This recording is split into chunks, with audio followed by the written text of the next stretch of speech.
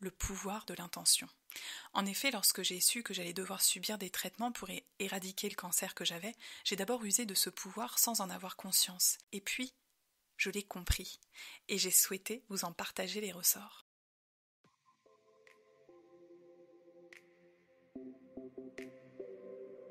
Bienvenue dans le podcast La Minute Trampoline de Caroline, qui vous permet de découvrir comment rebondir face aux épreuves de la vie, accéder à vos ressources et vivre une vie plus heureuse. Vous avez vécu ou vivez un événement difficile, traumatisant, ou vous souhaitez simplement vivre une vie plus épanouie? Vous souhaitez découvrir des sujets de fond sur des thèmes de développement personnel universels, abordés avec empathie et humour?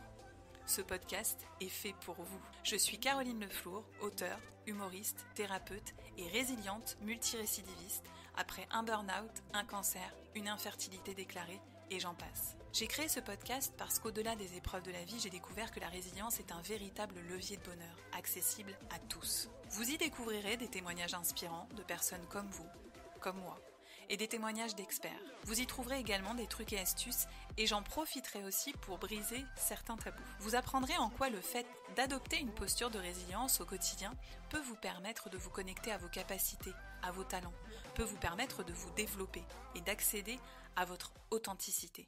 Vous écoutez l'épisode 7, Utiliser le pouvoir de l'intention ou l'attente du verdict. Comme je vous l'expliquais dans l'épisode 2, comprendre la résilience, quand on parle de résilience, on parle d'état d'esprit, de prisme de lecture des événements, de capacité à voir le verre à moitié plein, à percevoir le côté positif d'une situation. En plus de cette capacité, j'ai découvert, grâce à l'épreuve du cancer, le pouvoir de l'intention.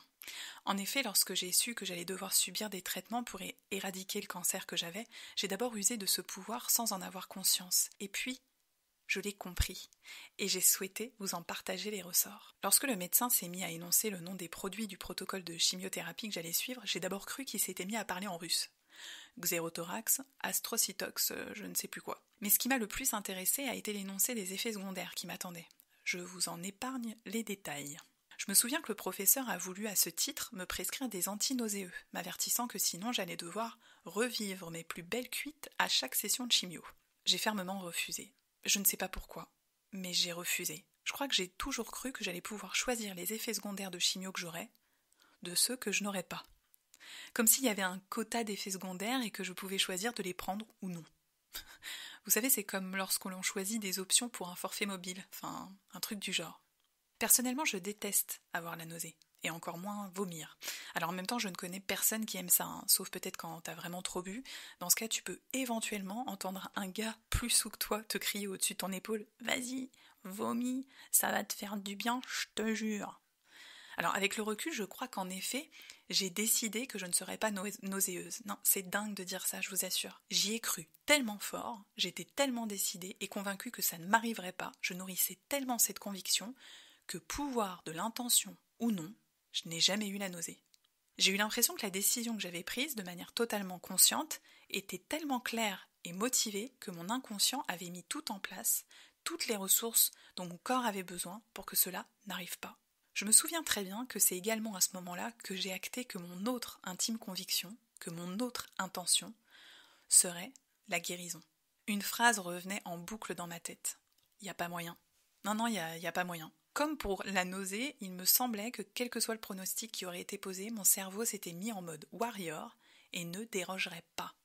Quelle que soit l'énergie que cela me prendrait, il n'y avait pas moyen. Je ne lâcherai pas. C'est grâce à ces prises de décision que j'ai découvert et expérimenté le pouvoir de l'intention. Alors attention, j'ai l'intention. Il me semble que pour pouvoir utiliser ce pouvoir, il faut être en mesure de donner une direction précise, un objectif clair à notre conscient. Il s'agit dans un premier temps, il me semble, de décider clairement.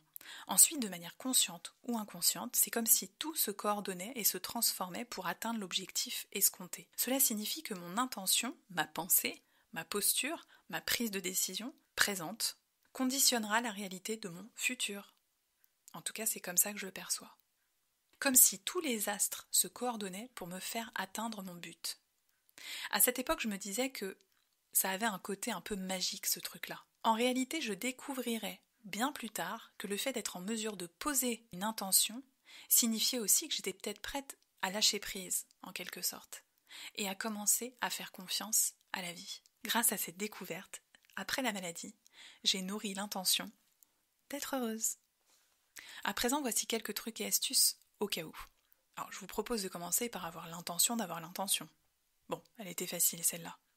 Pour vous aider à définir votre intention ainsi que son niveau de maturité, vous pouvez par exemple vous demander quel est votre but, votre objectif, de quoi avez-vous l'intention.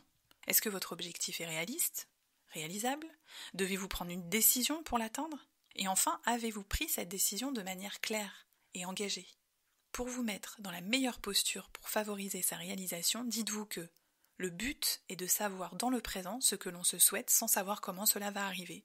Il s'agit donc également de faire confiance aux éléments. La patience est également primordiale. Plus je suis patiente, plus je permets à chaque élément de se mettre en place pour faire se réaliser mon intention. Ainsi, je ne deviens pas le grain de sable qui enrayerait le rouage vertueux de sa réalisation. Il est vertueux également de commencer par se satisfaire de ce que l'on a déjà. Faire preuve de gratitude sur ce qui est, au présent. Tout cela alimentera positivement chaque jour et facilitera la réalisation d'un futur plus harmonieux. Et la difficulté réside aussi dans l'un des facteurs clés de la réussite de l'intention. Avoir la capacité à induire le futur souhaité tout en lâchant totalement prise sur le résultat. Vous pouvez également vous imaginer en train d'atteindre votre but. C'est ce que font beaucoup de sportifs de haut niveau. Et pour finir, je vous offre cette phrase. L'intention dirige mon attention sur ce que je souhaite développer. Et vous dites-moi, de quoi avez-vous l'intention? Quel sera votre prochain petit pas? Alors n'attendez pas pour activer votre trampoline intérieure et résilience-vous. N'oubliez pas, résilient un jour, résilient toujours. J'espère que cet épisode vous a plu et vous a apporté. Pour réagir, échanger, me questionner, rejoignez-moi sur Instagram, Facebook, YouTube, TikTok ou encore LinkedIn sur la page Caroline Leflour. Et n'hésitez pas à me partager en commentaire ce qui vous a aidé. Enfin, si vous souhaitez participer à une conférence, un atelier en groupe ou encore bénéficier d'un accompagnement individuel, contactez-moi via mon site internet carolineleflour.com. À bientôt pour le prochain épisode et en attendant, prenez soin de vous.